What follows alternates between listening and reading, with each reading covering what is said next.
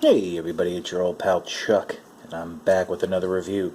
And today we are taking a look at the next figure from the Transformers Collectors Club Figure Subscription Service 4.0. This is Windsweeper.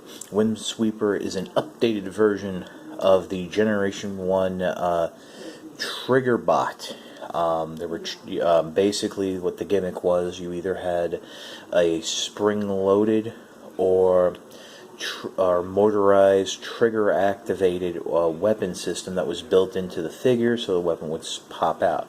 This is no more. Windsweeper is a straight repaint of the aerial bot's Skydive. Now, for those of you keeping score at home, Skydive is one of the more used molds because it was repainted and retooled into Air Raid, and was then reused and for the Generation 2 mold and the Unite Warriors and this and that. And my point I'm getting to is when I took it out of the box, it basically almost fell apart in my hands. Not that stuff came flying off, it's just that the jet mode just came undone, and that's because if there's one word to describe this, it's loose. For accessories, it does have a double barrel blaster, which is standard with the mold, as well as the limb weapon module here, which for the first time when experiencing with these is incredibly loose. You have a loose thumb ankle joint here, as well as what would be the loose palm joint. Thankfully, Windsweeper is basically designed to be the leg and foot of Thunder Mayhem, and so basically everything will be locked up, because as you'll see in robot mode, some of the joints are a little more loose, which we're going to get to right now. And here we have robot mode, and like I said, everything is pretty floppy. The only thing that's not, and I'm surprised by it, are the little shoulder joints here that have to rotate up for robot mode. If you're interested in the transformation, please feel free to check out my Skydive review. I know I've been showing the transformations for the other members of Thunder Mayhem, but since this is another aerial bot, and the transformations are all fairly similar, especially when it comes from the waist down, I really didn't see the point. But the legs are kind of loose in terms of staying up.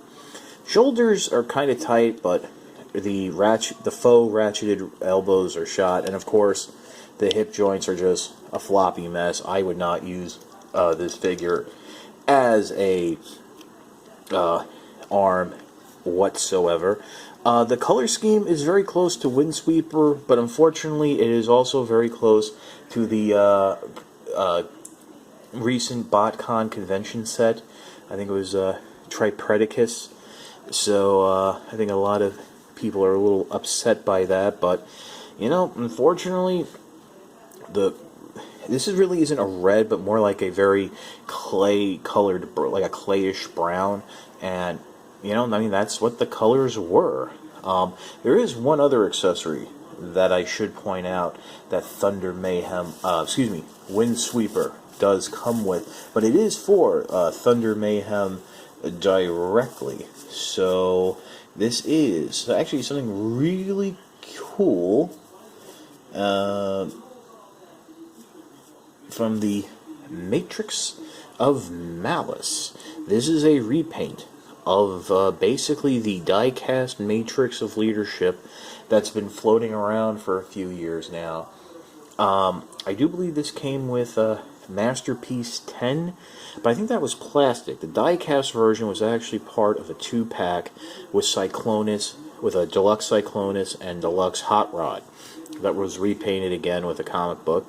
The jewel has been changed. Instead of a blue, it's green.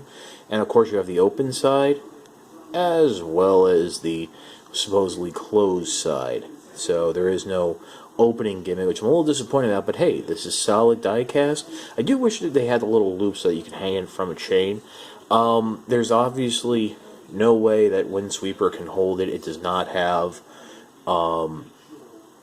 The Matrix doesn't have any pegs, and the hands are molded closed. So, we'll finish off with a quick look at leg mode.